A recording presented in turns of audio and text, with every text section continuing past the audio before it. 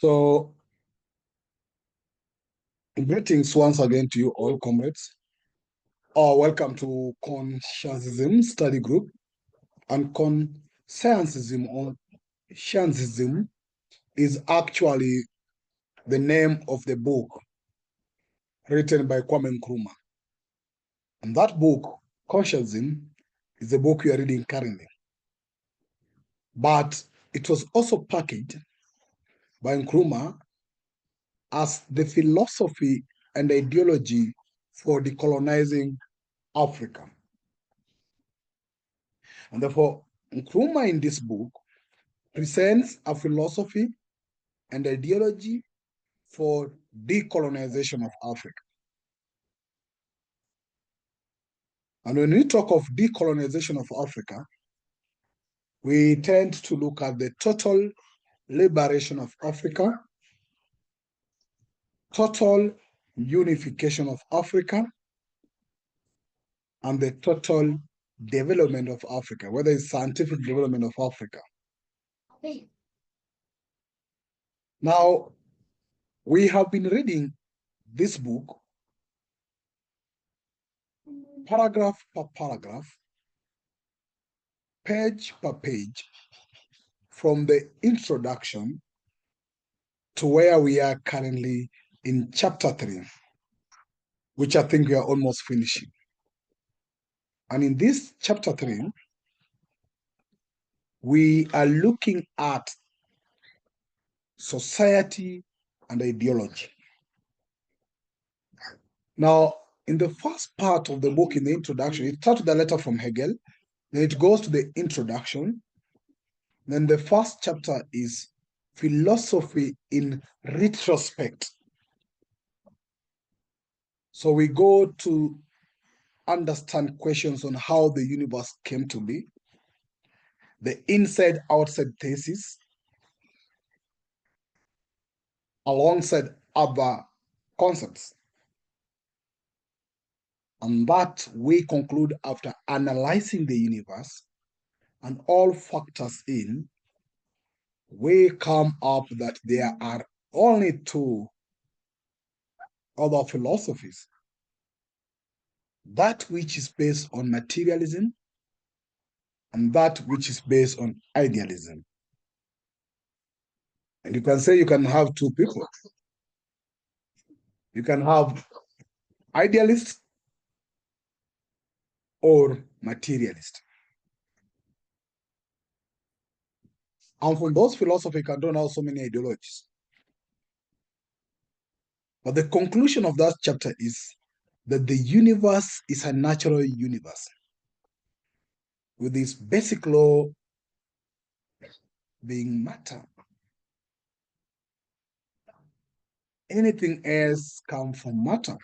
Because that has been the contention between the idealists and materialists, because idealists believe in ideas and spirits.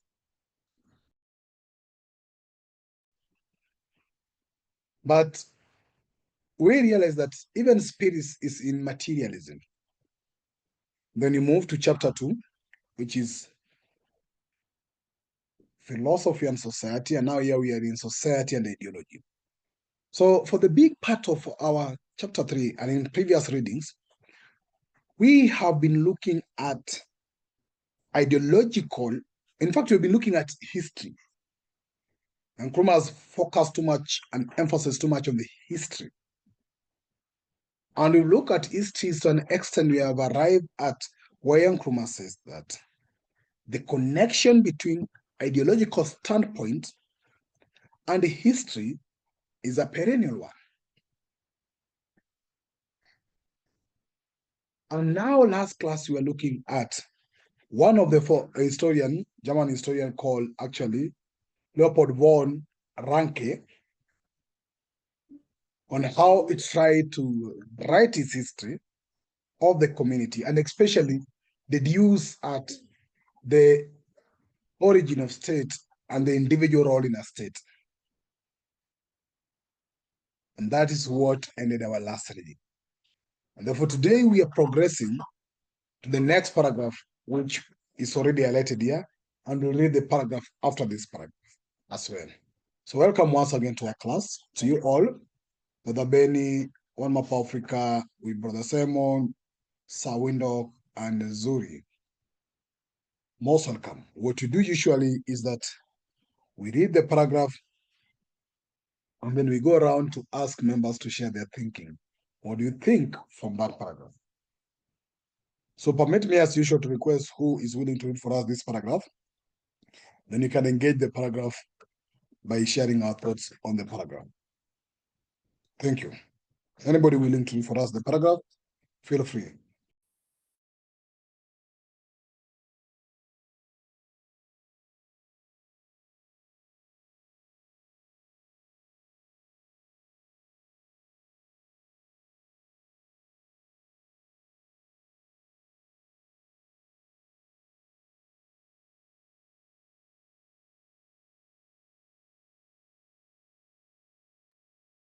Okay, I'll read the paragraph. And I'd like to read also the paragraph rather this paragraph because they're tied together in our conversation. So in this paragraph, Nkrumah starts by saying that I have mentioned art as another of the subtle instrument of ideology. Now remember in our previous readings, we have been focusing on history as a subtle instrument of ideology. Now Nkrumah is introducing art here, and he says, I have mentioned art as another of the subtle instruments of ideology. One can illustrate this in various ways. In the medieval age of Europe,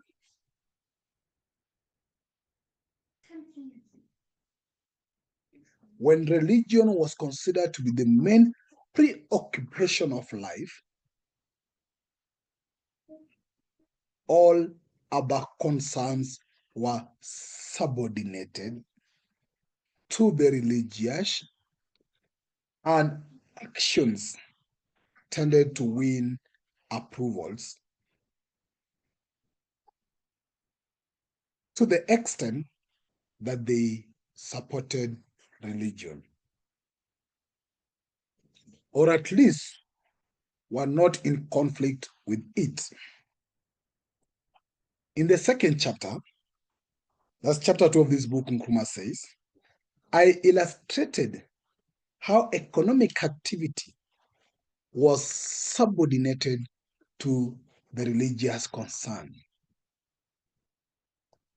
Art, too, became infected by this idea.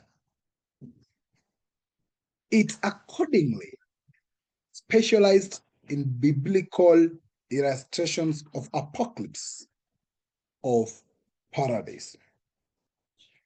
Let me read that paragraph briefly, and then I connect to the next paragraph.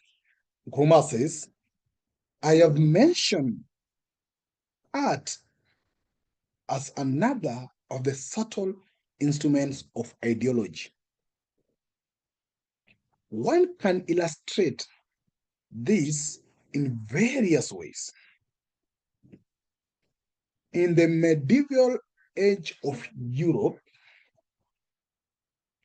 when religion was considered to be the main preoccupation of life, all other concerns were subordinated to the religious,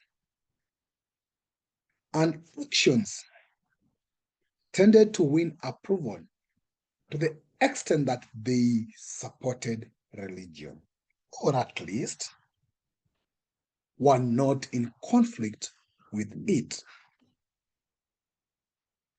In the second chapter, which is actually philosophy and society, that is Nkrumah, illustrated how economic activities was subordinated to the religious concern. Art, too, became infected by this idea. It accordingly specialized in biblical illustrations and apocalypse of paradise. Now, I'll read the next paragraph that is actually now also tied to this for our discussion. And in this next paragraph, Nkrumah now move ahead to explain or expand a bit on what he's trying to say in the previous paragraph. And Nkrumah says, today, in the socialist centuries of Europe, where the range of conduct is fixed by socialist principles,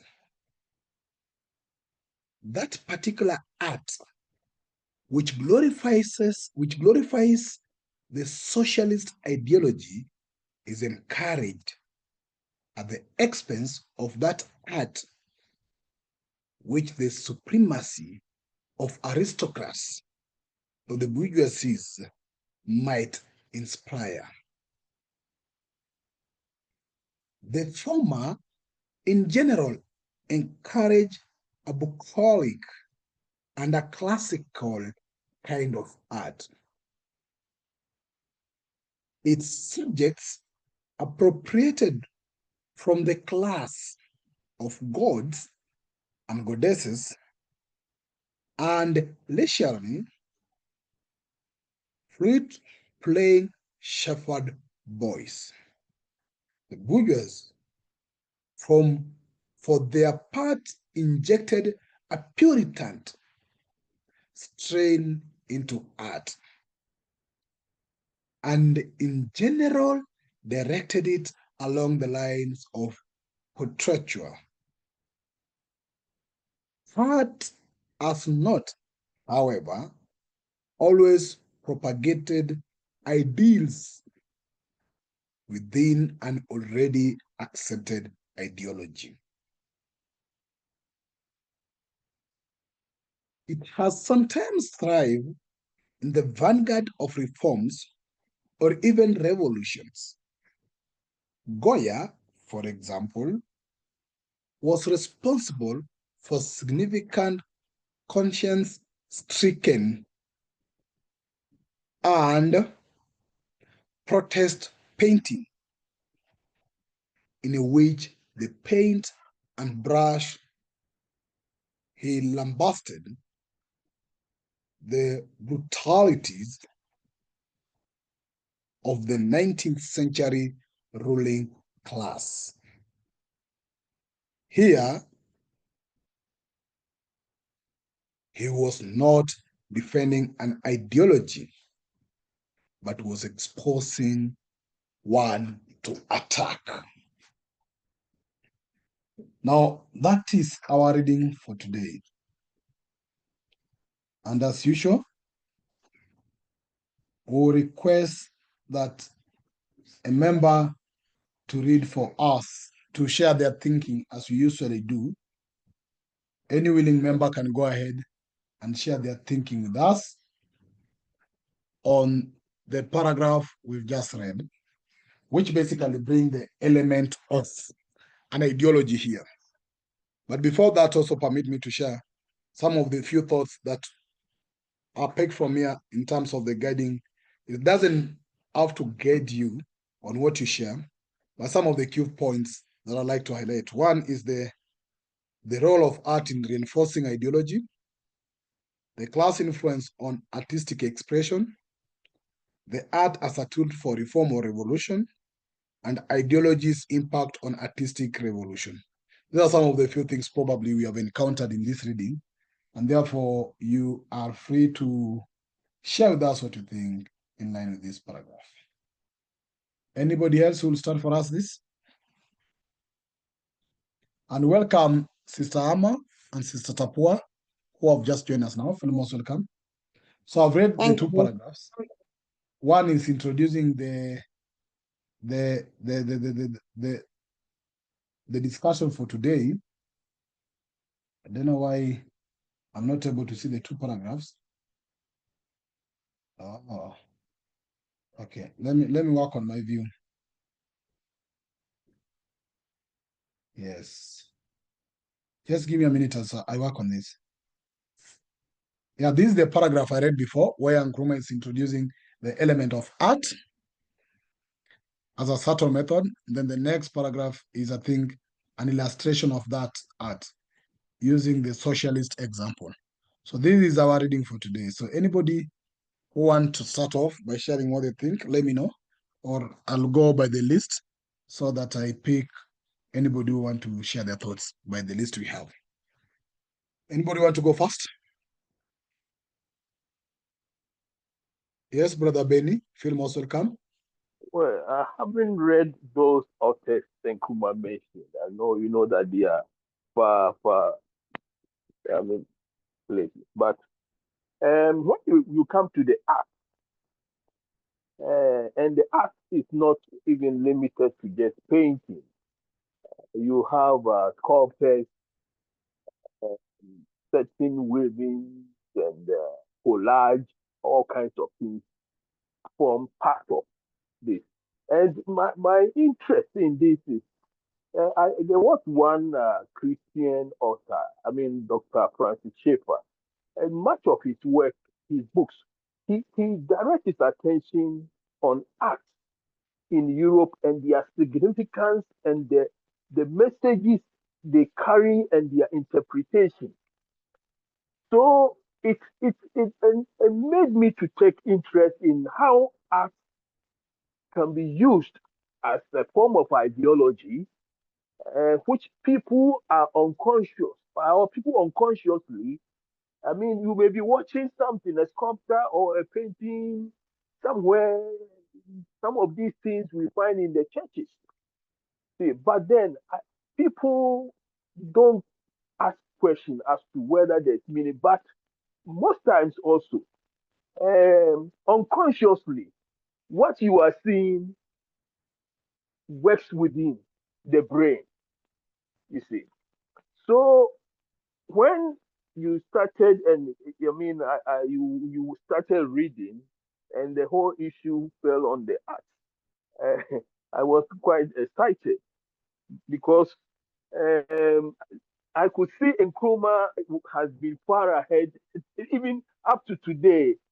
I don't think people take time to, especially if you come to South Africa, most of the buildings here, you will find that there are these designs and sculptures and so many things. When I'm walking, I just look at them and I want to know that what does this mean?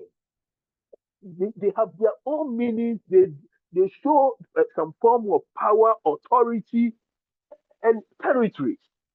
But do people actually understand? We are using these buildings, but do we know what actually we are working in, and from where we are even talking and doing things? So as I listen, I am just excited in the sense that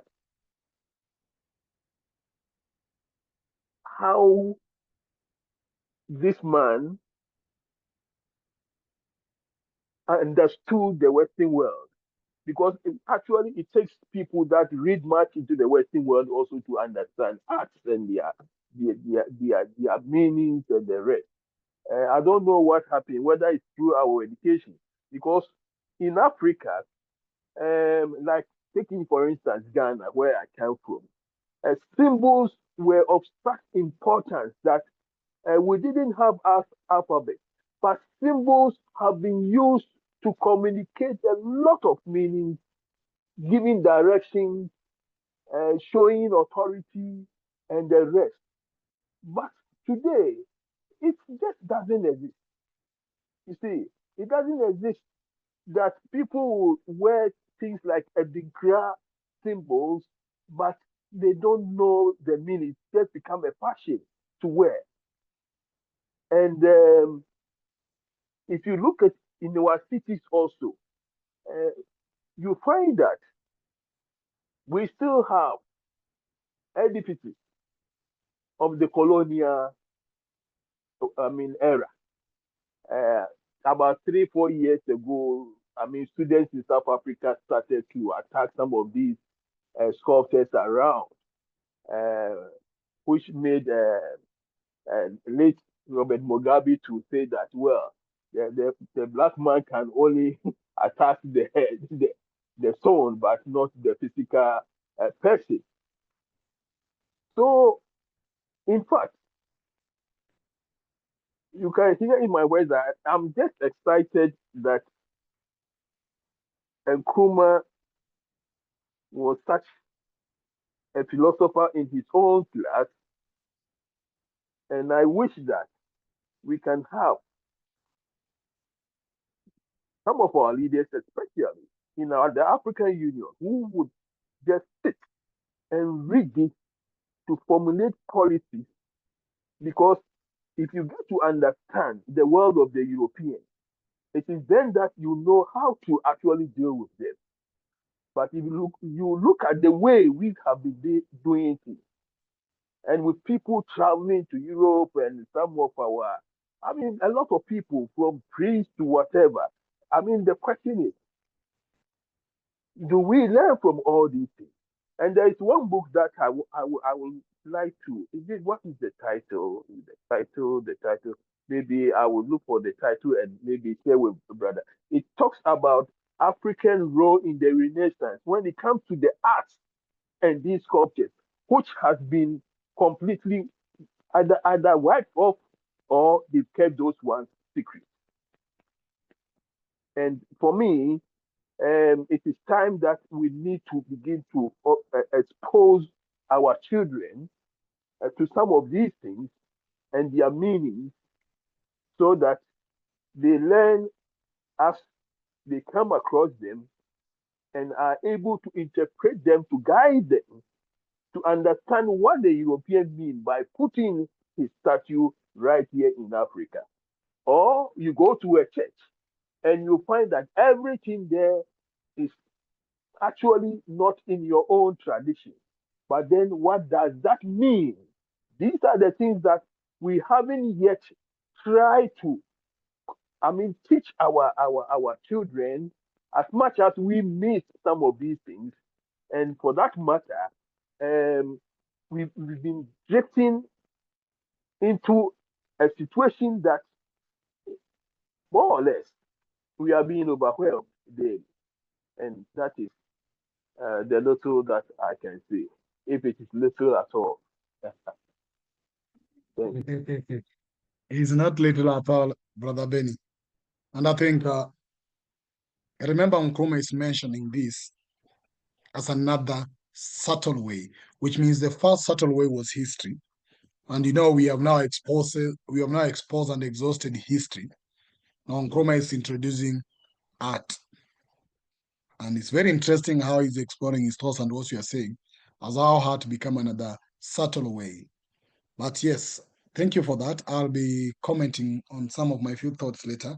But anybody want to go next? Anybody?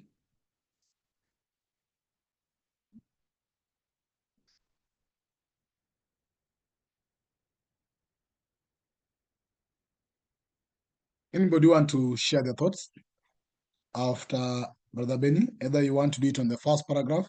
The first paragraph basically introduces the concept. The second paragraph takes an example of it. So if there's anybody who want to go next, let me know, or I'll go with the list as you usually do. I read the names in the list. So here is the initial paragraph.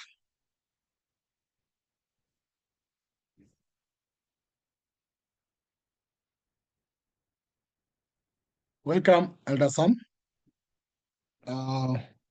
We are actually looking at the art as another silent way of passing an ideology. Okay, I'll be forced to read the names. Yeah, Elder Sam, welcome. Just say hi. Thank you. Good evening, everybody. Yeah, good evening, Elder. Okay, Sister Tapua, come in. I see you on this up. Yes. What has come to mind for me is the recent controversy about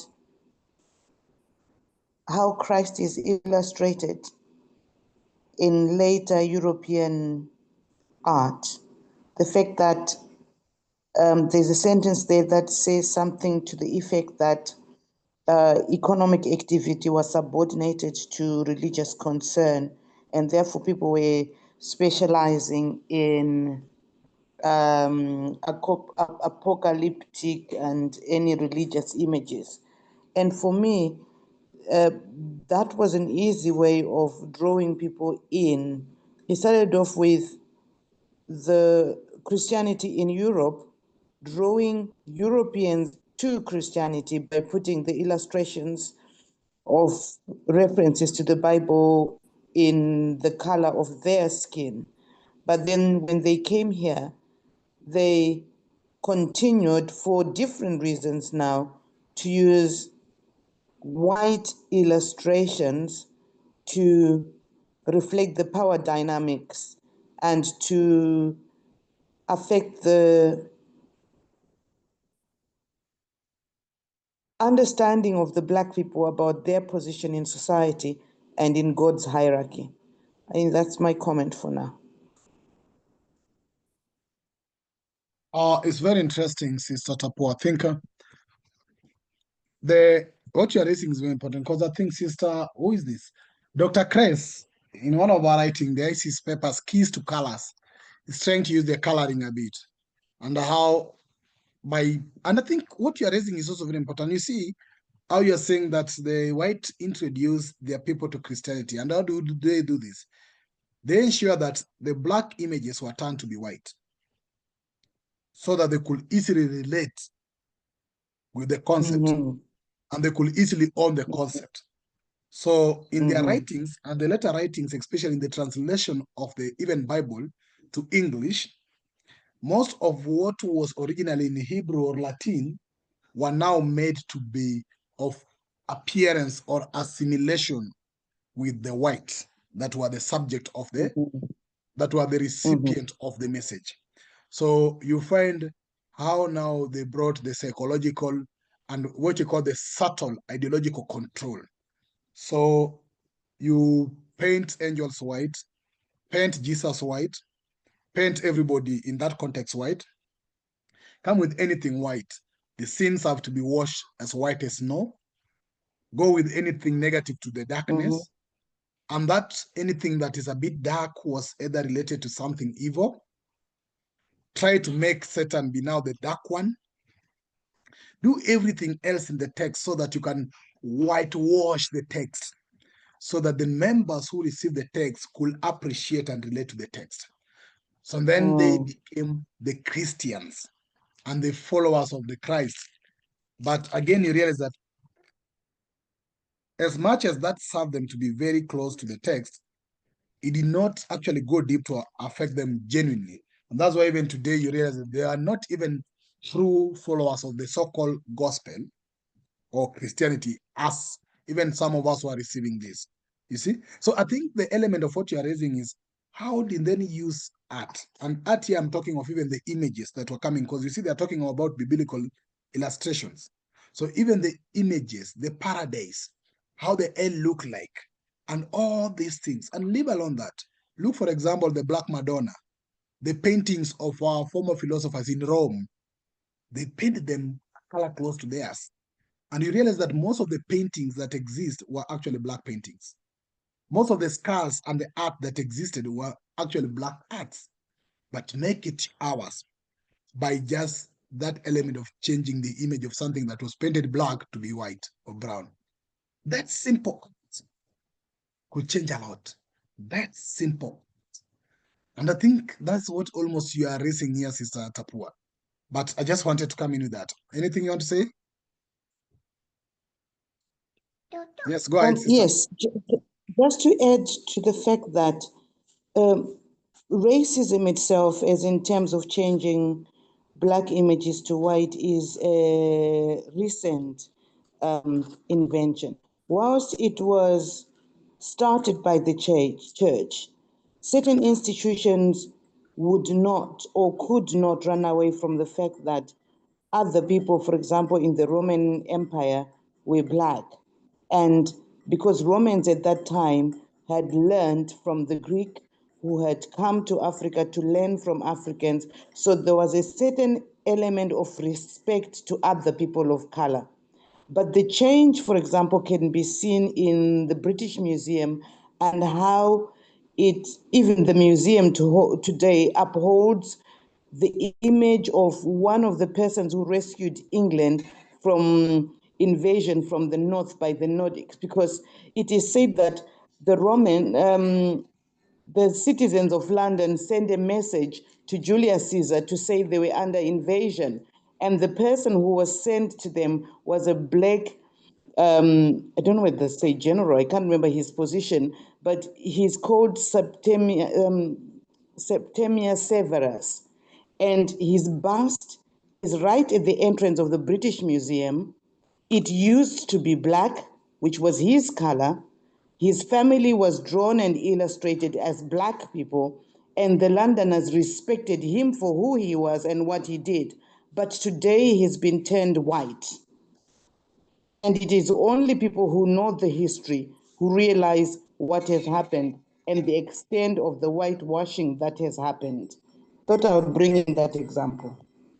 Thank you very much, sister. You will come back anytime as we continue to get our members to also share what they think. But anytime you have any issue, feel free also to come back.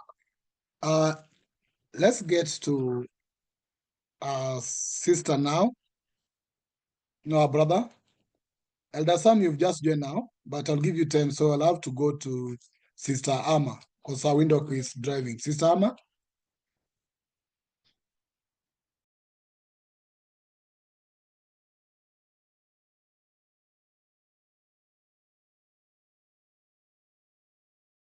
Hello? Hello? Yes, Sister Amma? Can you hear me? Yes. Yeah, so, hi, let me look again over.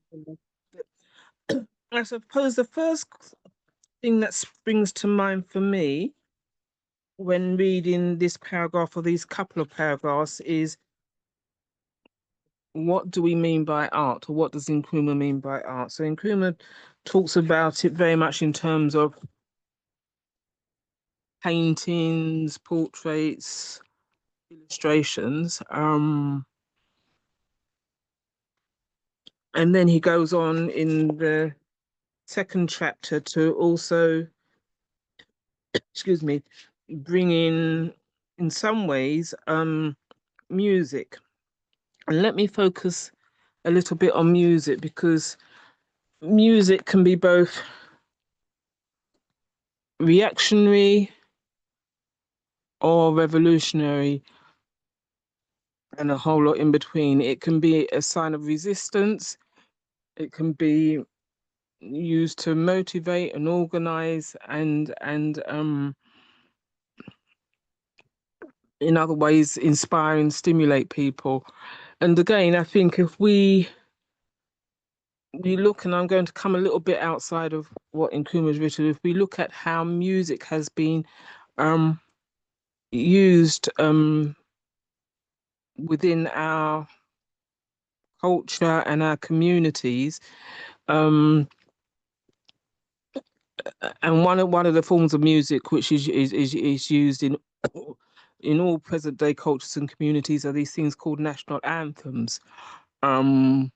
So I just think that that's a quite an interesting dimension. I know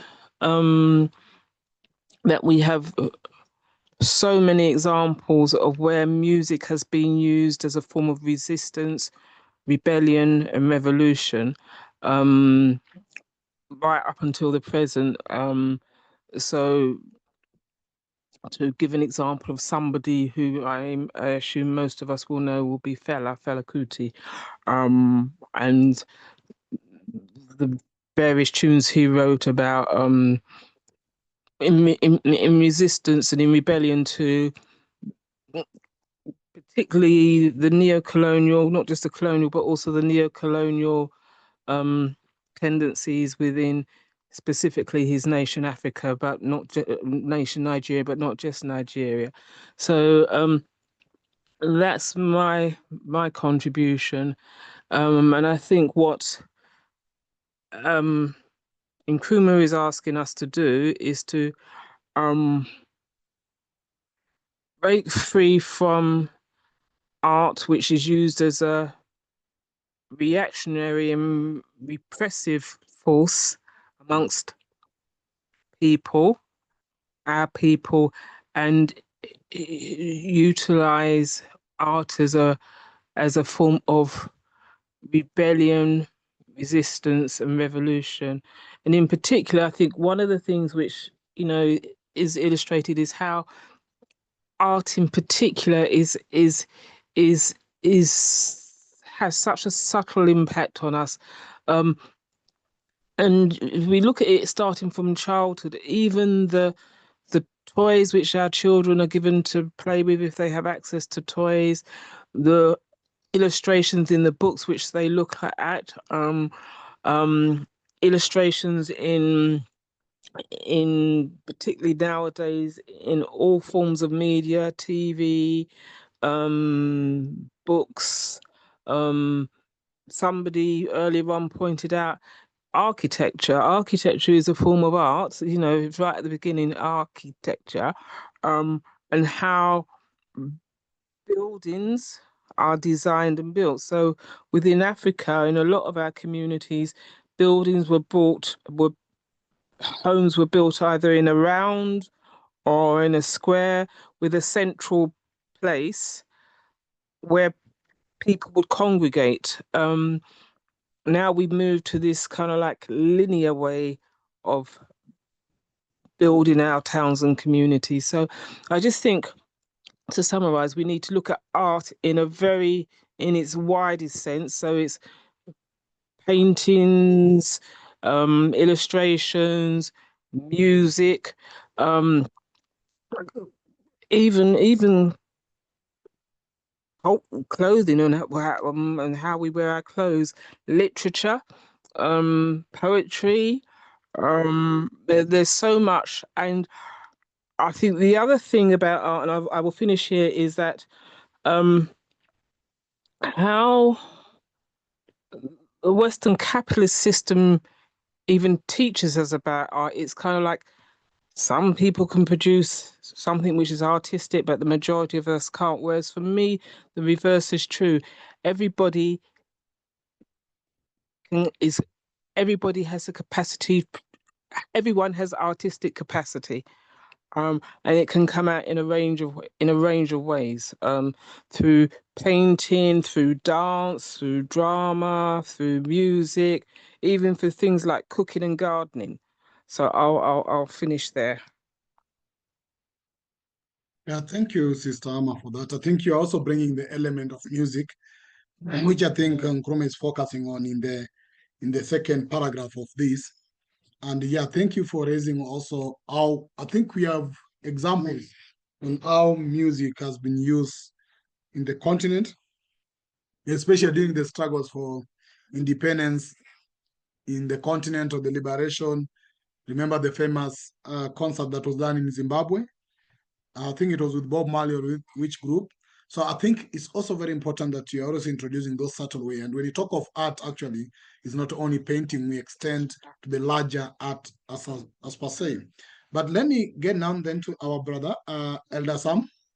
I hope you have been able to, if you're able to share something in regards to this subtle way that Nkrumah is introducing through art as an idea, as an instrument of ideology. Elder Sam? Thank you, Brother Pigeon.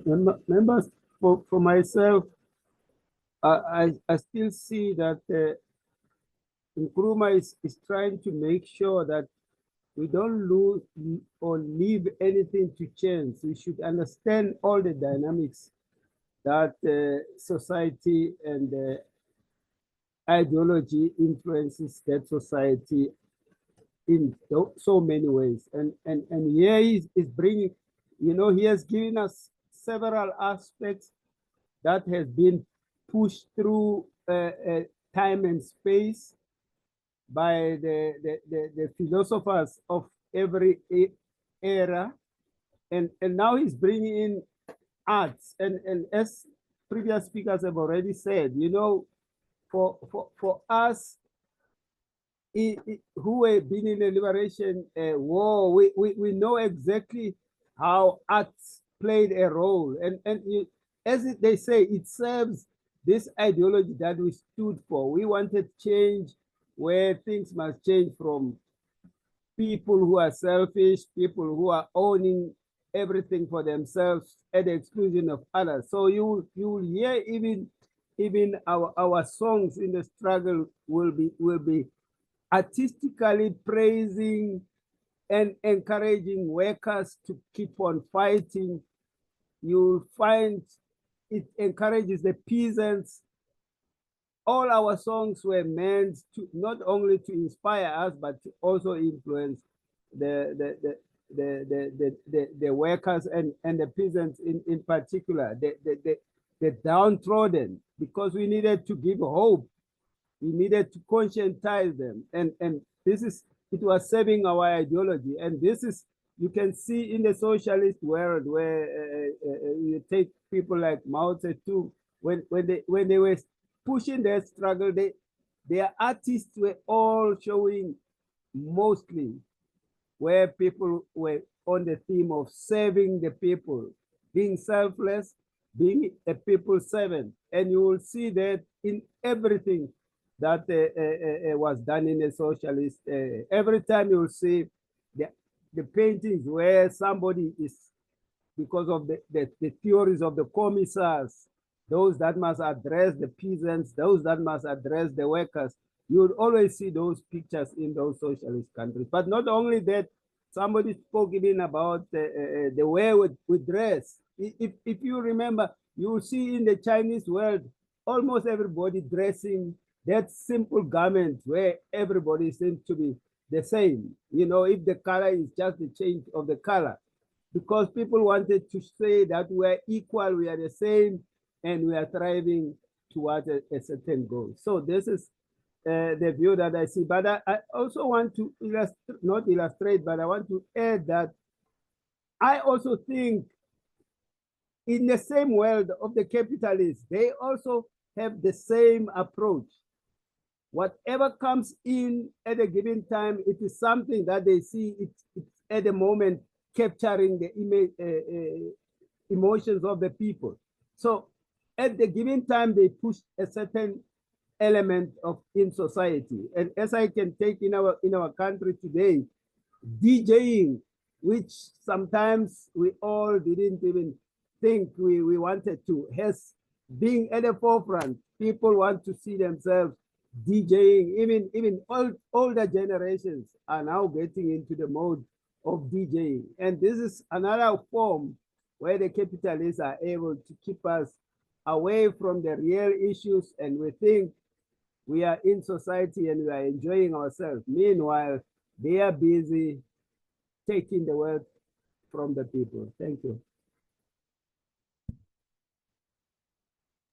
Thank you, Elder Sam. Thank you very much for actually bringing also the element of the cartoon and those other subtle ways. But I think these are the silent chords, as Dr. Craig says, until we are able to identify those subtle chords. I think Marcus says, I'll read the Marcus message to the people when he talks about these things, but I'll read it just for the purpose of this discussion. But let me do that a bit later. So let me get to another comrade. We had Zuri. Zuri, are you able to unmute yourself and share with us what you think for now? Zuri. Hello. Can you hear me okay? Hello. Yes, I can hear you. Yes. Okay. I must admit, I probably don't have anything poignant to add, because I haven't read the book, and I've read these two paragraphs very briefly before the meeting. And not much in reference to the time in which Nkrumah is referring to in Europe, for example. But yeah, but the ability to be conscious of how you're expressing yourself. So much is expressed subconsciously, especially when you're in the Western world. I live in London, for example, and you're bombarded by information, in a capitalist system being sold things constantly. So there has to be an awareness of the matter of intent, what you're choosing to do. for a valid reason, you know. So yes, I as I say, I haven't got much to say on this, but just agreeing with what everybody said so far. I did want to bring attention to a book. It's a book by Anthony T. Browder. He is an American scholar, and I can't remember the name of the book, but he spoke about the importance of design and saying whatever you use, consume, whatever is in your abundance, you're in the mind of that creation. If you're surrounded by things that that either you haven't created or doesn't align with your people or your culture, that's something to be cautious on, to be wary of. And that was something that I remembered that seems to align with what Nkrumah is trying to communicate. Yes, even in the simplest of ways, you know, what do you put on the walls of your house? You know, the place where you spend the most time. You know, things like that. So yeah. Thank you, comrade, and feel most welcome. I'll find time to join us as much as you can, if your schedule allows. So yes, we'll proceed to the next person. And thank also for your contribution, comrade. Let's get to Sister Grace. Sister Grace. Hello, good evening. I haven't read much on the book. I read on the post, but in terms of art, like Sister Emma said, it's varied. It's a lot of dimensions, and I happen to come from a family of artists. Either whether it's painting or music or designing things. From mother, father, brother, sister, grandchildren, and everybody's doing it. But it's never political. And also, in terms of art in the Black community, the music is more into it. And religiously, you hardly see any Black images in the Christian world. It's usually the white images. I've yet to understand how they came up with the Jesus portrait. But as Christians in Africa, we all had this portrait in the house. And I always believed it was a real human being until I started hearing all these other stories. So it's all these angels, and so you grow up in believing these things existed and that's how they look. But having heard about the contrasting stories, you still don't see the Black images on anything religious. Of course, people are talking about Jesus being Black. We're still not seeing the Black Jesus enough as in images. And also, people who fought religion. For example, in my country now, we hear that a lot of people fought the Christian religion. They didn't like the way it was being handled and the way it was being used on us. But still, no images about it, artistically or pictures or anything. So I don't know when we're going to catch up on this. Of course, things like Black Lives Matter and things like that, they come up with the feast. Or if it's slavery, then you see the chains. But there's not much symbolic stuff I have seen from us. But they're very good at it on anything. It's art. There's an expression for it. You study it in school, wherever you are, they introduce some form of art. So I don't know, unless I read again this paragraph as how it relates in the Black community. The painting one, the imagery one, is not enough for me. Thank you. Thank you, Sister Chisomo, for sharing your thinking with us. Let's go to Brother Howard. Howard Gill, are you able to share with us your thinking on this text? If you're not, you can just say pass. Brother Howard?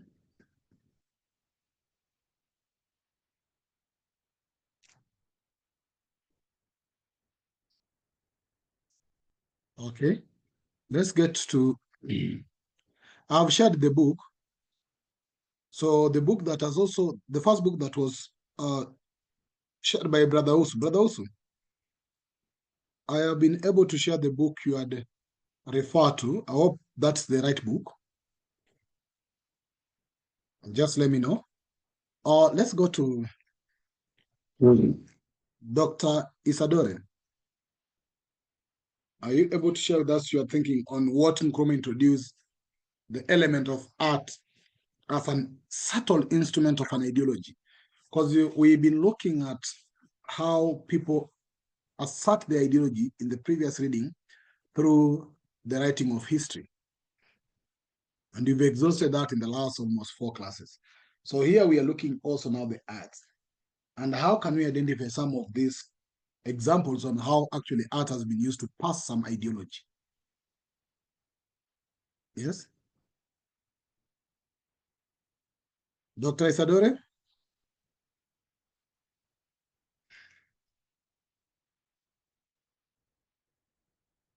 Okay. Domain? Somebody the name Domain? And let us know who you are. The person with the name Domain.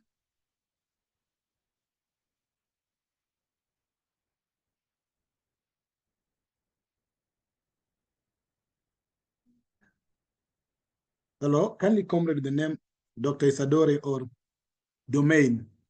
Unmute yourself and share that's what you think, or even introduce yourself to us.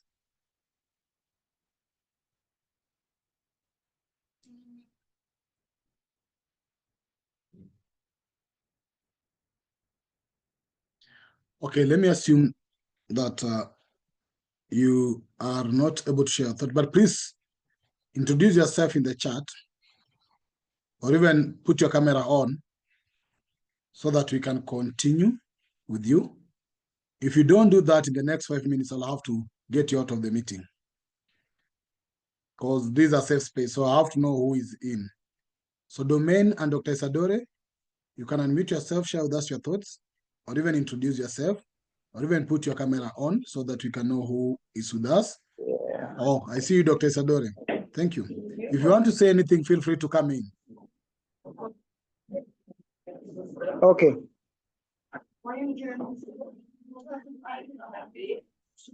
So, Dr. Isadore, if you wish to share anything, you'll come in anytime.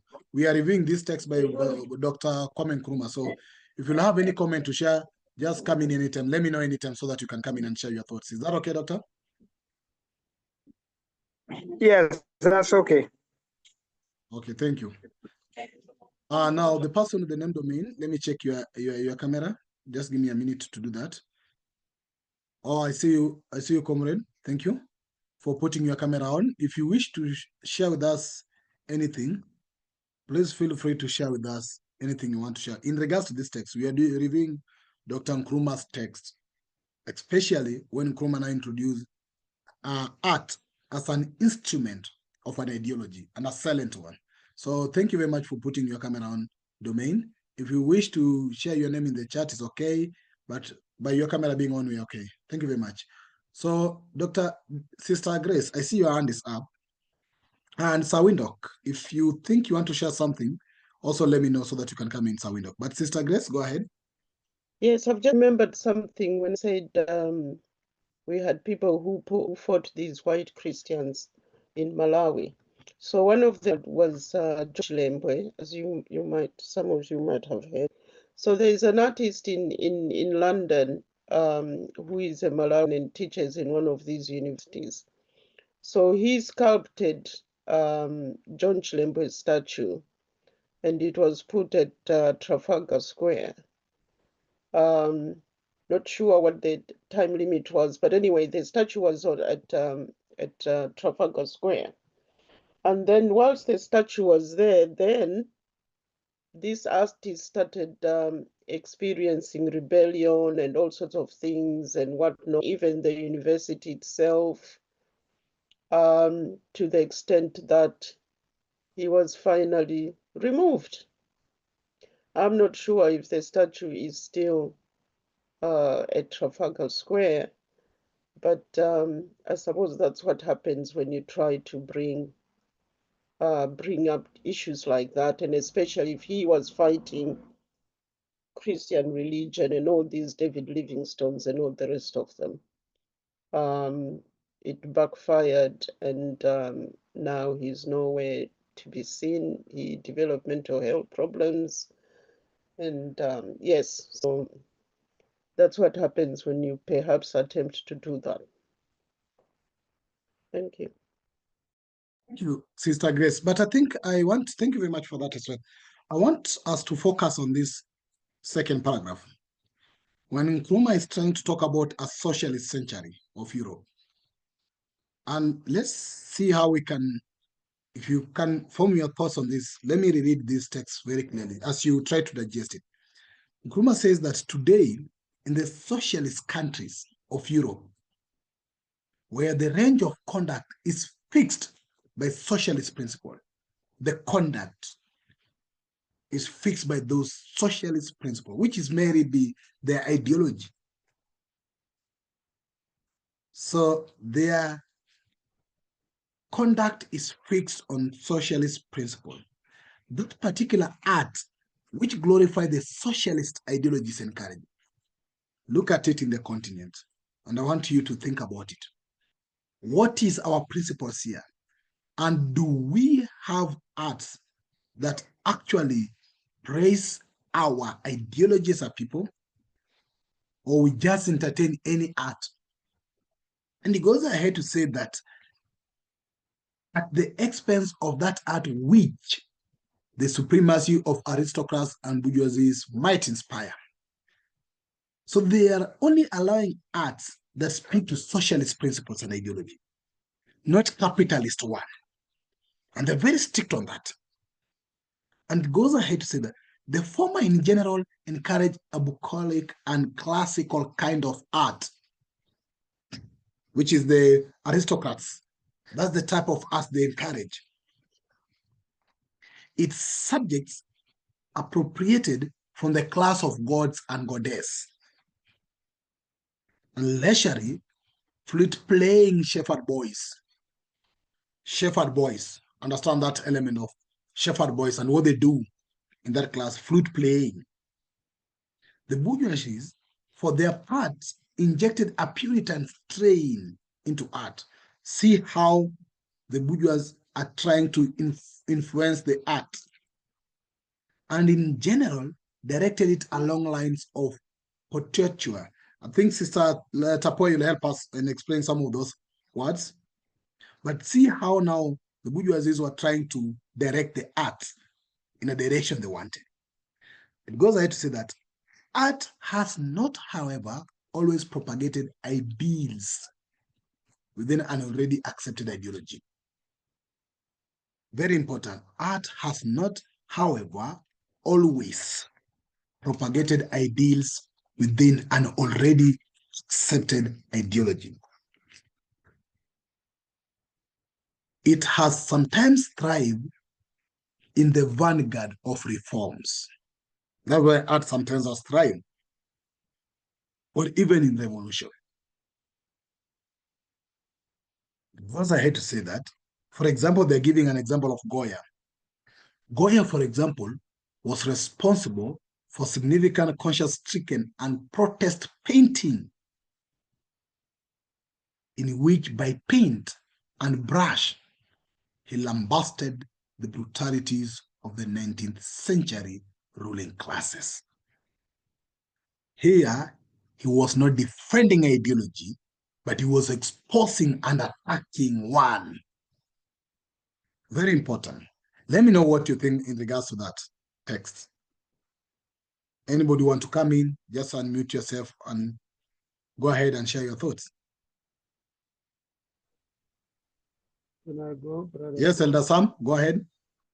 Brother Pinji, I want to start with a post by Sister Tapua that what do we say about Western tourists, or what is our take about Western tourists purchasing African art and souvenirs? And this is a profound thing that is happening in our countries. And personally, I believe Europeans, especially Western Europeans, tourists are mostly fascinated by a lot of our artists, even our music, even our dance, and they show appreciation. The only thing that is negative for me is that most of these, for them, come very cheap. And artists that spend a lot of time in Africa going into the bush, get a tree, dig it, carve it, whole day trying to carve it into a certain piece of art. At the end of the time, when those tourists buy those artifacts as souvenirs, they are paid far less than this. And you will find the irony of this is that even our governments are not protecting our artists. Most of these artists that produce very worthy sculptures, very worthy pictures painted or whatever, they most of the time die being paupers. Very few of them are organized properly into workers that can have protection. Most of them sell their wares and they live from hand to mouth, basically. So for me, that is the only negative part about that. But in terms of the text, I think the contrast is here, that it is not always that the ideology will completely take the arts into one direction. If it's a capitalist ideology, not necessarily. That's why we find people that are called rebels. If you remember when Bob Marley came onto the fore, it was amidst oppression, but he came out with a genre that inspired people to revolt. And this is where he says it does not propagate in one direction perpetually. There's these breakthroughs that always come where there's a resistance or there's people that attempt to be rebels that turn that ideology to serve their own. And that's why he says that, and it even goes into revolution. And this, as I said, Bob Marley, especially when he came and said Zimbabwe will be liberated, I think all of us in Africa, we went haywire, we were mobilized by that. Thanks. Elder Sam, yes, Comrade Zuri, please come in before I go to Brother Owusu. Yes, I just had something to say in response to the question in regards to Western tourists and African art. It wasn't so much directly to the text. If you want to go to somebody else beforehand, then that's fine by me. But it just depends on how you want to proceed. Just feel free to take the space as long as you have the platform now. Then we'll go to the next person. We will be Brother Owusu, then Sister Tapua, in that order. Okay, yeah. So the question of selling souvenirs to Western tourists, I think there's a deeper question, and it is the commodification of culture. And in any given time and situation, there's a multitude of forms of action that you can choose to take. And when you see, our artisans, our people making work for tourists, you have to think, how could they be spending their time, their efforts into something that doesn't just end up going outside of them, that doesn't feed back into the culture, doesn't benefit the African people. And it's very easy as someone in a diaspora. I'm of Jamaican descent, born in London, but I recently went to Ouagadougou, and I met artists that are painting the current picture, the current political story of the revolution and the AES. And there were beautiful paintings that I was tempted to buy, but I understood that most of the work that will get sold ends up in the bedroom of someone that has money, whether they're an African or not. And I was thinking, wouldn't it be great for this to be a mural on the street to inspire the people day by day, you know, to remind them of where they are and who, where they're going, you know? And I guess that feeds into the text in terms of, you know, not following convention of, you know, making work for tourists, but thinking, where am I going? Where are our people? Where do we want to be? How can we make something, lay something down to continue that trajectory? So that was my contribution. Thank you. But brother, now that at least you have the origin a bit from the Jamaican, can you actually tell in the history of Jamaica how arts has actually been used to help various struggles in the Jamaica, the spirit, and everything else about selling the ideology of Jamaicans in the arts? Is that something you can easily share with us? Brother, I'll be very honest. My connection to Jamaica is very loose. My mother was born here. My dad was born in Jamaica, but I'm not too close with him. So yeah, I'm not the most yes qualified Yeah, person to but speak on Jamaican I music. can say, for example, generally in the continent, and I think is what Elder Sam mentioned, that Bob Marley inspired the continent. And there are simple arts, in fact, even about behavior. Remember even when people in Jamaica were taking the ganja, which was then actually legalized, but you realize that the abolishment of the ganja and around 19 or 1800 by Egypt pushing for this was not because of the side effect, but it was because of the inspiration. Look about the voodoo, the practices of voodoo, simple things.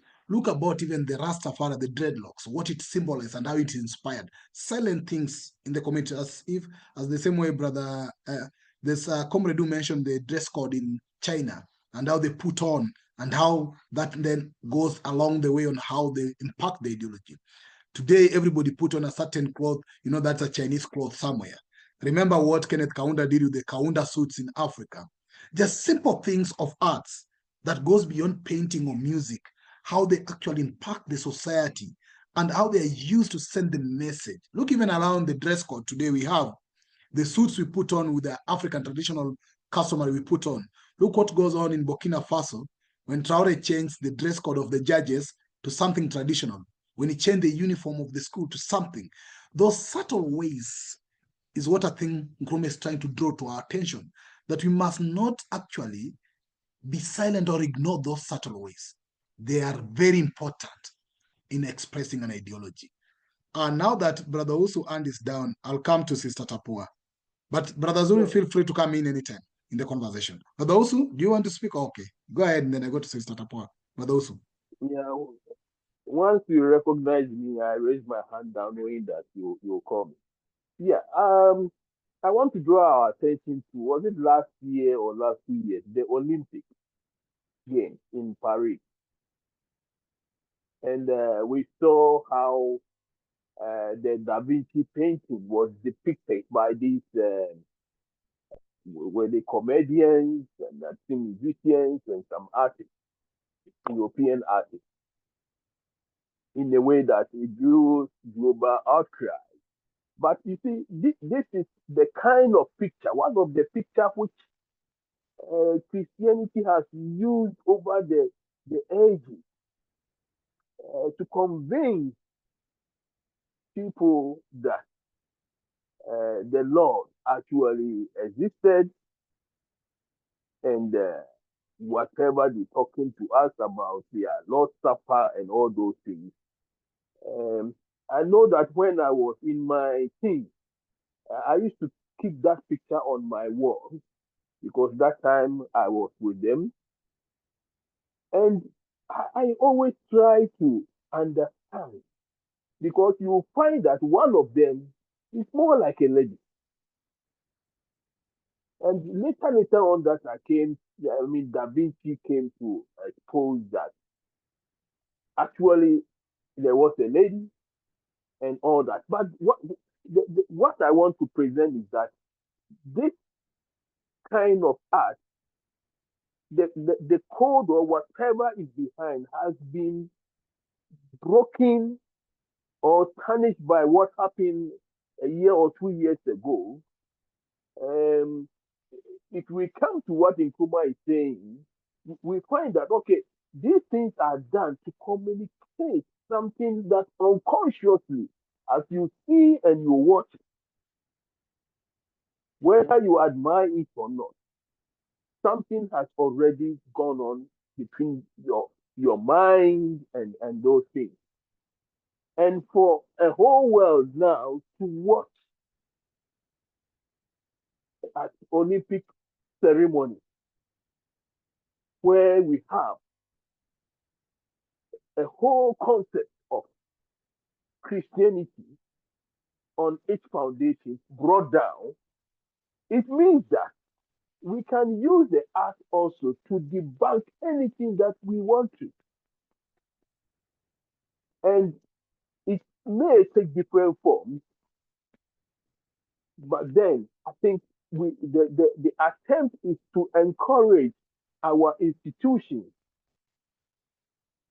to begin to take the line that we discussed here before, that our institutions become more Afrocentric in their in the way that we are grooming the younger generation that are taking it to the art, so that they can use this art to communicate our political situation, the history of the moment, which mostly may not have been written, and the rest. I saw some form of art in Zimbabwe years back. I don't know whether Sister Sapua may know it. I think behind the library, it's a metal. It's a metal wire. And then one was also like a tie that they've woven this together in an image. But then when I look at it, my question was that, what is this person trying to say? You see. So in as much as maybe sometimes we feel that these things are just standing there like a decoration, they carry a lot of messages that later on, when we are sitting down somewhere in our room or at a certain place, you find that these things begin to play within our mind. So what I want to land with is that in as much as they have proliferated the world with all these kinds of paintings, especially in Africa here, almost every church of the Catholic, Anglican, Lutheran, and most of those Orthodox churches, they have all these European form of art in their big cathedrals. But then, how do we change this pattern so that we are able to come with the alternative message through the art, music, performances, theaters, and the rest? Thank you. Thank you. Thank you from that question you're asking. And I think in the next paragraph we'll be reading, you see, Nkrumah in this paragraph, he talks about how the Europe use their art.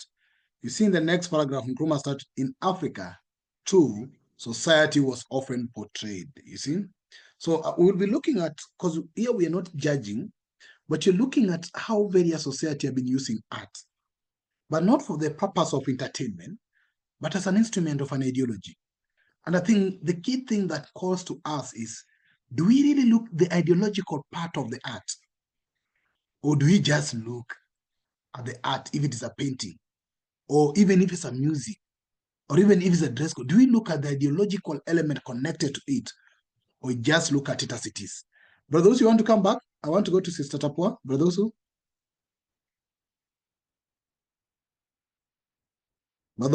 you want to come back before I go to Sister Tapua? And just for information, there were books that were also shared here. I think Blow or something. I've shared that book in the chat. So whoever asked for the book, kindly confirm if it's the right book. From the broader, Yeah, let's. something like that. But those, do you want to come back? Yeah, you see, what you mentioned referred me to China. You see, look at not only China, look at India, look at China, look at Japan, look at the Asian countries.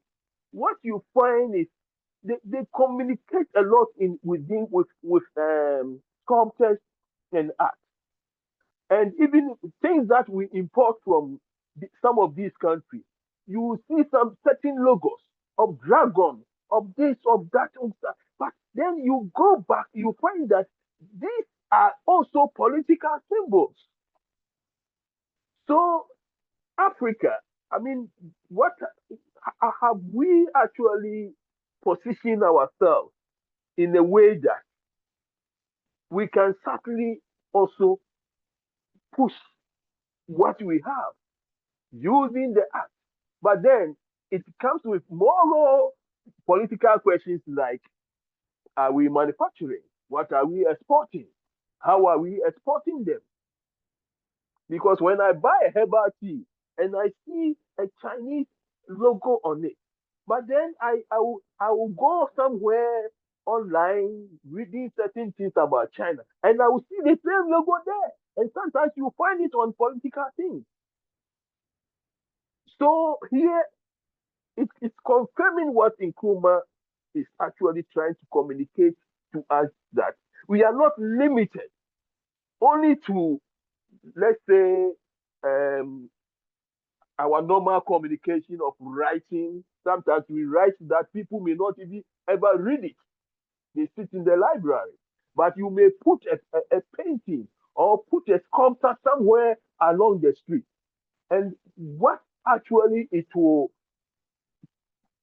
transfer in terms of communication to people that pass by every day has more importance than probably one book that can be written. Thank you. Thank you. Sister Tapua, please come in. Then Sister Amma and was also up. Welcome, Sister Ida. Thank you. Sorry I'm late. Had another meeting. Sorry. Thank you. Yeah, you're welcome. Sister Tapua, go ahead, and then Sister Amma. And I see also Sister Chisomo Asand is up. We have finished the first round of us sharing our thinking, but I think now we are moving to second round of this when members still feel that they want to share something in regards to this text. As I've said, Nkrumah is introducing us to art as another subtle way of an ideology. And this is what you're looking with an example of the socialist society and how art has been used in that perspective. So yes, go ahead, Sister Tapua.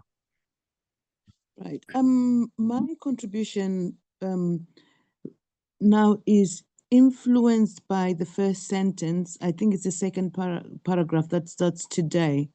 Today in the socialist countries of Europe.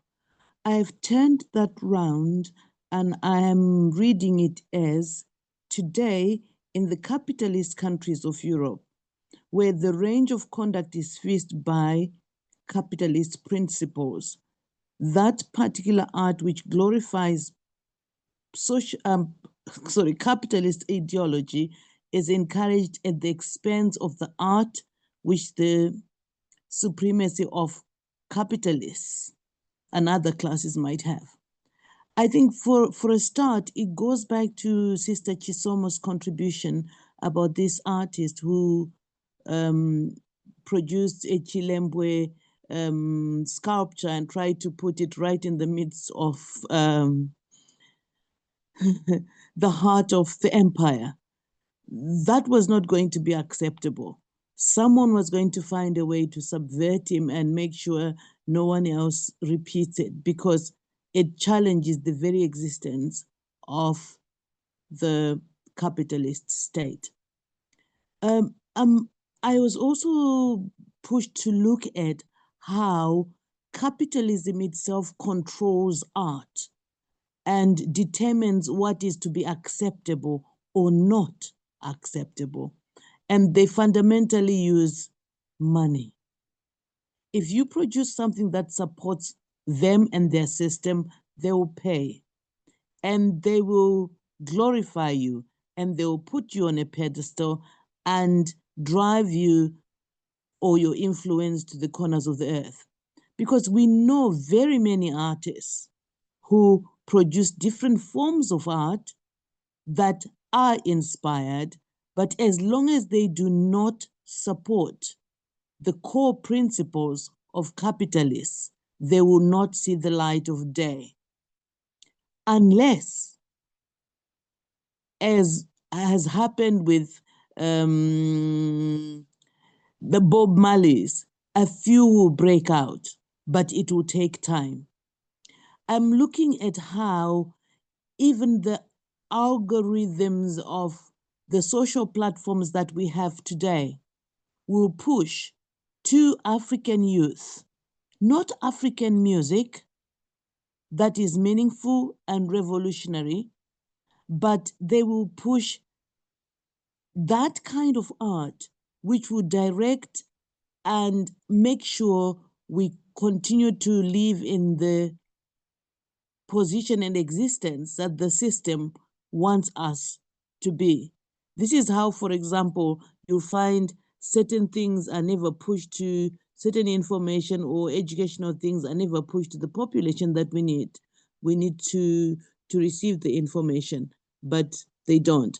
They host things like, what do you call it? Britain's Got Talent and anything else, Got Talent. America's Got Talent. They sell the idea throughout the world, and we end up consuming what they determine to be what we should see. It brings me to something that I kind of was shocked by when we listened to the AU anthem. I'm sure we all know the one that we always play. Is it Saturdays? It's so un-African. The tune is so un-African. I was shocked when I heard that this is an African anthem. I said, my God, is this the extent to which we have been colonized? Somebody's, I mean, if you just play it, just play the instrument and ask someone, which culture does this come from? I bet all Africans, I'm saying, will not say this is African. So my next point is, as Sister Tapua, you are raising what Sister Ida has been raising. Sorry for interjecting. Sister Ida had an issue with the tune of that anthem from the beginning, not the message. And I don't know why they did Big it time. intentionally, that they had a good message with a wrong tune. I don't know why. Absolutely. Go ahead, Sister Tapua. Sorry for that. Okay. So for me, the question is, to what extent are we using, as Pan-Africanists, using art to convey the messages that we need to convey? I mean, for example, what came to mind was, is this cartography, the art of drawing maps? How Africa has been shrunk. Why don't we have a t-shirt in which we put in the correct ratio, juxtaposing Africa and the United Kingdom, for example, so that we literally illustrate the size and send a message? I know it might take long for it to go around the world, but it will go around the world. So we need to find, instead of aspiring to write texts that are long and difficult for people to digest, particularly with our African population, which is very artistic and lives on instant messaging, maybe we need to come up with strategies of how to send messages in a more artistic and easily digestible way. I think I'll end there for now. Thank you. Thank you, Sister Tapua. Before I go to Sister Grace, Sister Amma hand was up, but I'm also coming to ask myself one question. Have we ever asked ourselves, or have we ever noticed how they're trying to introduce some elements in their so-called, I don't know if they're Hollywood or a Nollywood movies, some of their culture and practice in those movies? How about in their music? videos that they produce. Have you ever seen those silent chords that do not fit with us that much, but they're being introduced? So I think that's also something we need to observe. Sister Amma, do you want to share something before I go to Grace? Your hand was up. Yes. I think it was. Is it Brothers Zuri? Is it Suki or Zuri? Sorry if I can't remember your name. And mentioned about street art. And I just want to highlight street art because street art often is a form of rebellion and resistance and protest. And I live in Britain, and there is in Britain a fairly well known, and I think he may be known at least in other parts of the world outside of Britain. People don't necessarily know his identity, but an artist called Banksy who does street art as a way of protesting and commenting, social commentary, political commentary. So that's the first point I wanted to make, the importance of street art, also known as graffiti, sometimes which is even considered to be illegal art because street artists will quite often just find a blank wall and paint on it or put their art on it. And then the other thing I think it's important for us to do is to really highlight and be aware of throughout our history where Africans, both on the continent and in the diaspora, have used art as a form of resistance and rebellion. And not just to focus on the very, so for instance, what were called the spirituals. And there's one which I can think of, Steal Away to Jesus, Steal Away. That apparently was a song or a spiritual which was used to, it was a way of, how can I put it, used to get Africans who were enslaved to it was a song which was a signal to Africans who were enslaved to escape at a particular time. We keep on talking about Bob Marley, but and Bob Marley, brilliant musical artist, but there were so many more that came out of Jamaica, and the whole reggae sound is a sound or music of resistance. So we talk about Bob Marley, but you also have Peter Tosh, who was part of the Wailers, Bunny Wailer, and a whole host of others who came out of Jamaica. For instance, we can talk about Afro beats, and there's a lot of resistance in Afro beats, resistance and rebellion. We can point to different from the African American scene, point to different rap artists, even soul, jazz, funk. So let's not just focus on the things which aren't positive, but focus also on that which will ignite and inspire both ourselves and in particular, our youth and our young people.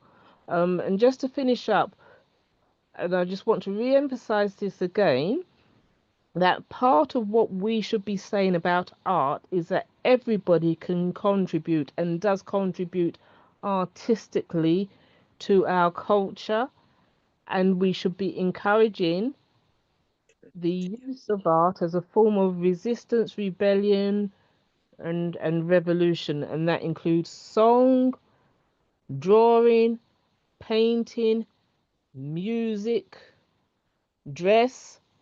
So we've got the different types of ways we dress in Africa, not wearing suits and things, but for instance, the country which I originate from, kente cloth has become almost a universal symbol of dress for Africans, not the only one. So let us look at how we really emphasize to ourselves and to our youth where art has been used for positive progression of the struggle of our people, both in the diaspora but also on the continent. Thank you. Sister Ma, are you done? Yes, sorry, I should have said I finished. My apologies. Okay, thank you. So I was almost apologizing for interjecting.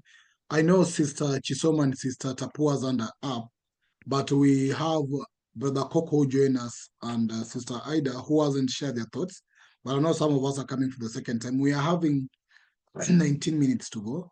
So if I prayed with you, sisters, if you allow me to take Brother Coco and Sister Ida first, and then I can come back to you two sisters. Then also there's a comrade who has joined us, Terencia Carol. Please feel most welcome. We are discussing or we are looking at the text, and this particular paragraph, Nkrumah is talking about art as a subtle way or a subtle instrument of ideology.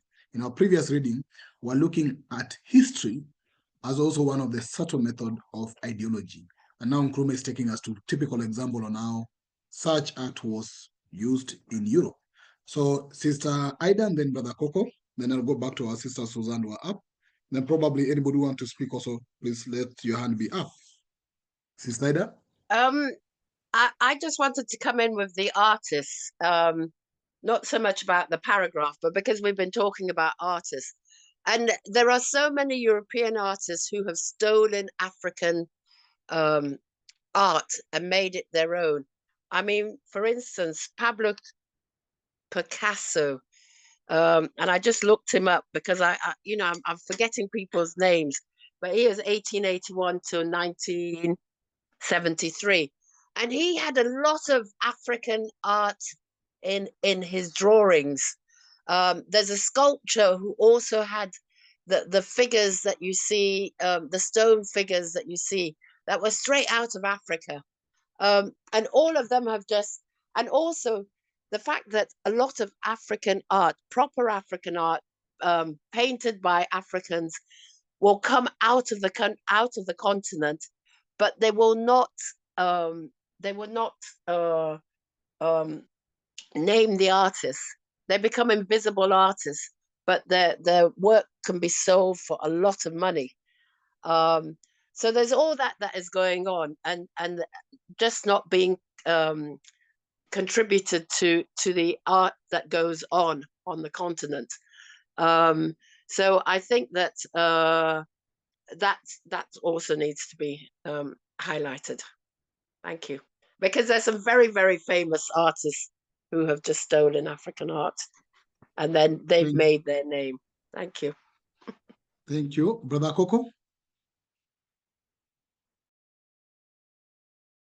Greetings, comrades. Greetings, my sisters and brothers. I'll go back again to Ngugi wa Thiong'o with what I quoted last time. We were talking about one of Dr. Nkrumah's books, or the previous paragraph. Ngugi wa Thiong'o says, education is, on the other hand, a mode of conditioning people to make them into and function in a given society, right? It may involve transference of knowledge, but it is conditioned knowledge bounded by the world outlook of the education and the education system. I'm reading this paragraph because the paragraph that I saw shared today was talking about religion and how religion used art to transform it to where it was, to become what religion is today. And I read, or I watched Creating Christ, and realized how the whole religion was based on the two Romans, the father and the son, who wanted to control the Jews. And then someone asked, how then did a fake religion become what it is today? Why? Because of art, because of stuff that people do because of storytelling. They say a lie, if it's told for a long time or too frequently, it ultimately becomes the truth. So what we are being told here is, look at what has happened with religion. Look at its phenomenal growth or its intractable growth, you might say, because it hasn't changed. People try by all means to stay away from it. But because it's everywhere in everything, I mean, you talk of anything, there will be a quotation from the Bible or something like it. Or you go on the underground, you find drawings about the Bible. You go on the underground anywhere. And I just saw against our sisters and brothers in Zululand, for instance, dancing their own traditional songs to Bible or religious songs. That's art. Okay. And then recently I saw something on the TV on Netflix called the Three Wise Men. They are telling the story of the Three Wise Men in their own way, their own way. They're using TV for that. Recently again, I watched Triple X by this guy Ice Cube. I didn't know that such movie existed. But as I was watching it, I realized something. Our brothers in the diaspora, they have been born in the diaspora. They don't know anything else outside the diaspora. They want to tell their story, but their story is tinged in only what they know, the condition that they received in the diaspora.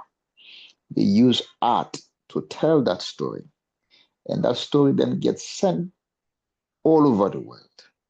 It becomes a culture which is sold all over the world, and we take it and consume it and think it's the only one, it's the only truth.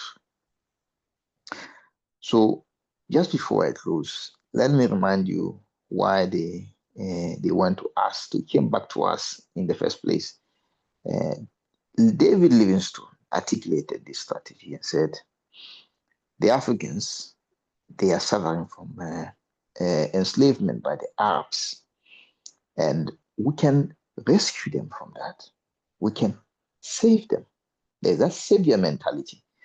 But he said, what we can do is we Christianize them, we commercialize them. We Christianize them, we civilize them, and then we commercialize them. That commercialization comes from the art.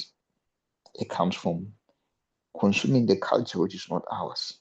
It comes from us getting rid of the cow skin, cow hide clothes that we had, or our African pattern clothes that we had, and instead reaching for the Western clothes. Then that way we are gone. Clothes themselves is art. It's art. So if we are to reclaim our Africanness, we need to remember our clothes. We need to remember our industries. We need to remember everything that's African. So in short, we need to look at what the enemy has done to imprison us and work back at reclaiming what is ours, Sankofa. So that's why he's picking art as one of the powerful instruments that we can use to reclaim ourselves. I yield. Thank you, Brother Coco. Two comrades haven't spoken. If you feel to speak, feel free, which is Domain and Trenesia. If you want to speak on this text, feel free. But let me go now to Sister Chisomo. Sister Chisomo? Hello. Yes, now I've just remembered another thing. Like I said, I come from a family of artists, so I love art which is African inspired. So when I came to the UK, London, I happen to live in SADC, which has the largest population of Africans, which is next door to Brixton, which is largest, high level of population of Caribbean, all the way to Lewisham going that way. So as we and then I would trade in African arts, curios, because Malawi used to make beautiful wooden artifacts, and then Kenya also. So I would order things from them, and then I discovered West African art, which includes dressing, because in the South we never used to dress like that. So I was introduced to this kind of dressing, the Western dressing. So I started trading in that as well. And then I discovered Caribbean art, not as in, or maybe it was, but it looks pictorial, as if it's a pictorial image. They do these portraits of all these Black leaders, which I didn't know about. That's how I discover people like Malcolm X, Marcus Garvey. You see portraits of Bob Marley, and in between you'd see Mandela when Mandela came up, and then Obama when Obama came up. So there was just a huge collection of all these Black leaders that have gone through, mainly from the Caribbean. And so you start studying who these people are, what they stood for, and things like that. And you just collect loads and loads and loads of them. And then also the Rastafarian culture, where you have that little girl and that little boy who had the portrait of with their dreadlocks, and that sold a lot. That used to sell a lot. And then it went into T-shirts, all these images in T-shirts and stuff like that.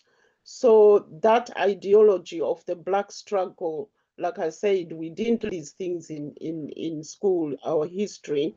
So you come here, you then meet other Black people from different parts of the world, and then in that region of London, it was really, really heavy. Everything we did was about Black and Black arts, performing, community groups and things like that. So we learned a lot. And then the carnival, the Notting Hill Carnival, which has a huge demonstration of the Caribbean culture and dressing. And yeah, in London it happened until I came to Scotland. So when I came to Scotland, then other groups who knew I did this kind of work, they would say, oh, can you come to our event dressed in your African outfit? Can you come to our event dressed in an African outfit? So you'd be the only one who turns up dressed in an African outfit. So yeah, there is a message that can be had, and artworks. Thank you. Thank you, Sister Chisom. We are actually coming close to the end of our session for today, and we are 6 minutes away.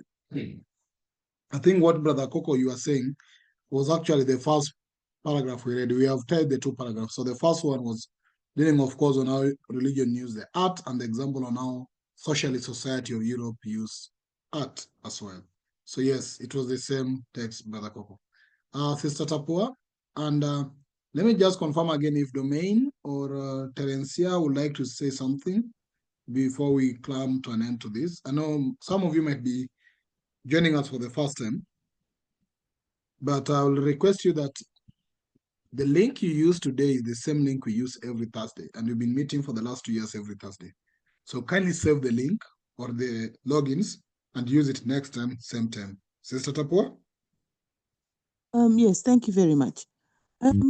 Just to make a contribution about use of art in post-colonial Africa, with Zimbabwe as the illustration. I'll start with music. Politicians are using music to augment their own positions. And you find this culture of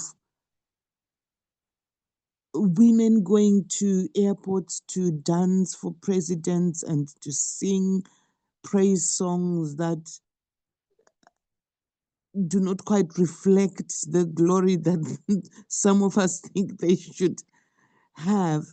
And in Zimbabwe lately, I suppose it's an influence of the capitalist system, because like my brother Sam was saying, song and dance was used in the liberation struggle.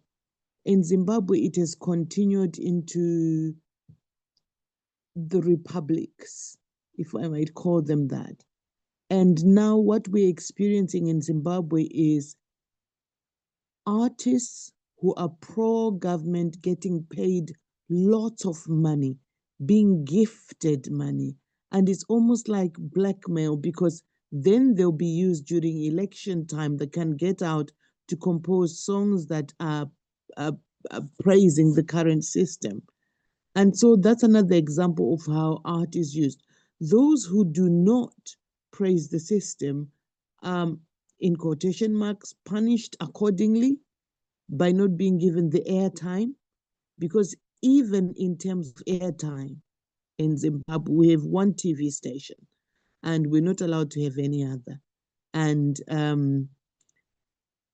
most things that are allowed on those stations are pro the system. And there's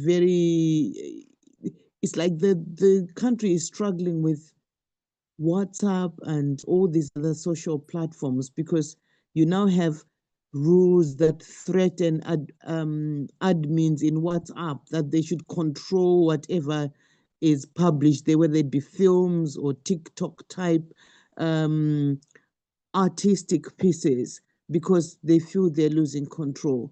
So just as a way of ending this, looking at the current use of art in the governments that we have today.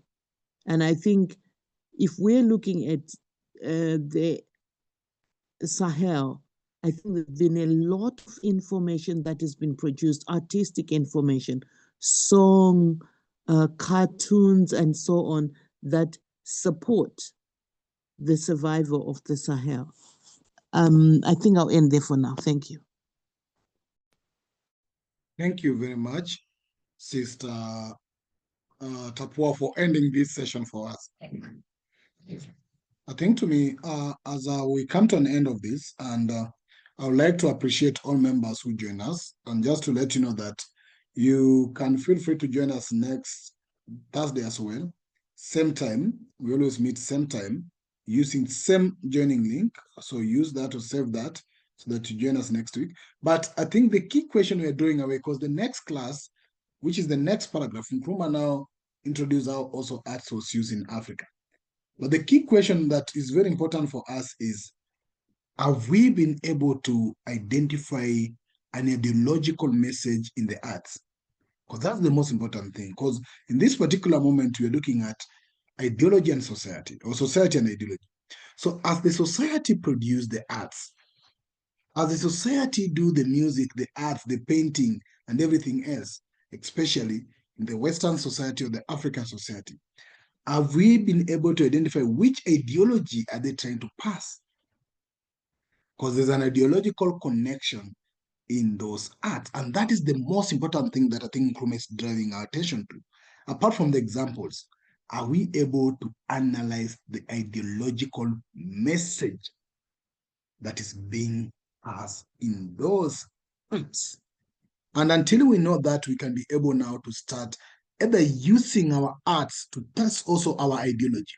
Because if you don't know the link between the ideology and the arts, whether in painting, in writing, in dressing, in music, then we are losing the subtle ways of control, or even the subtle ways to protest the ideological domination of us as a people.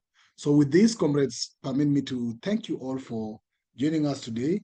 And as usual, our request is that Ida, even though you came a bit late, to actually appreciate the members who have joined us today. And then I will announce that this Saturday, actually, we are looking at the economic integration and financial integration of Africa, which is always in our Saturday session on Africa unification. So we are looking at how do we integrate Africa in terms of economics or financials as a continent. we do have a special Saturday session purely on African unification, same time as well. And we will be sharing the links to that meeting as well. So that's what I can say for now. But Sister Ida, please close it for us. Okay. Not Well, forget the book club. oh, the book The club book club will be on Not the book club forgetting will the be on Sunday Sunday. book club. It's Yeah, we fantastic. have a Sunday. We have a Sunday book club for people who might be joining. That's not, of course, our cautionism, but an initiative of some of us from the Pan-African Library, where we review one of the books. So also there's a book club on Sunday for those in the reading club or the Pan-African Library as well. But the book we are reading currently is Consciousism book by Kwame Nkrumah. And Sister Ida, as you'll be sharing this, permit me to share the book because somebody is asking the book. So as you bring the closing remarks, I'll be sharing the book in the chat for this Consciousism book. Sister Ida, go ahead.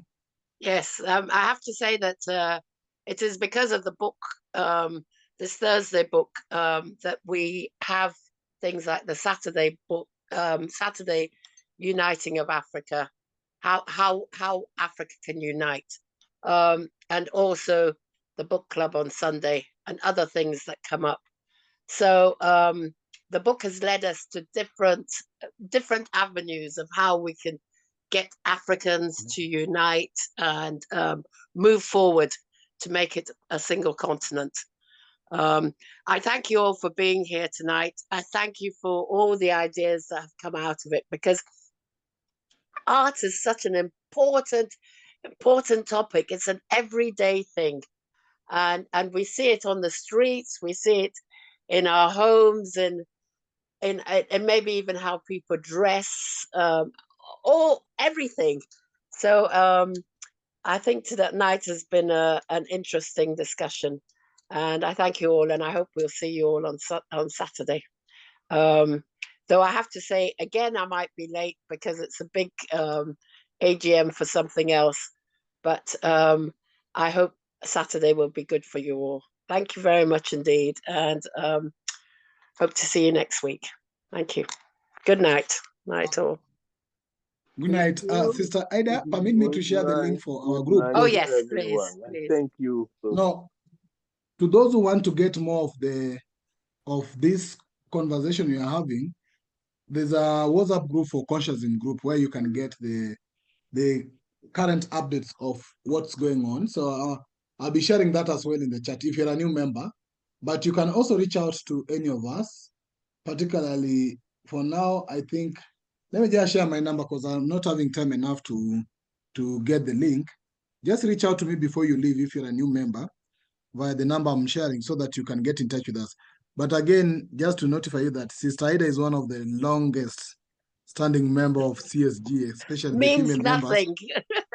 No, female member for almost 3 years now. So Oh, thank you very means much for nothing. always being with us. And we appreciate those who have also come along with us.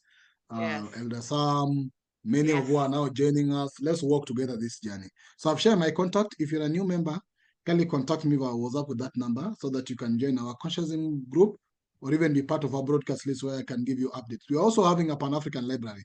So all these books you're asking here, we have 7,000 soft copy books in Telegram written by Blacks or about Africa. You can always join our Telegram as well if you get in touch with me. So for now, thank you very much. And I'll give you time to contact me maybe in a minute before we drop off. But I think it was a good session on art and you have not ended. We are going in African context. Thank you for now. Thank you. Good night. Night, Night. night. Good night to everybody. Good night.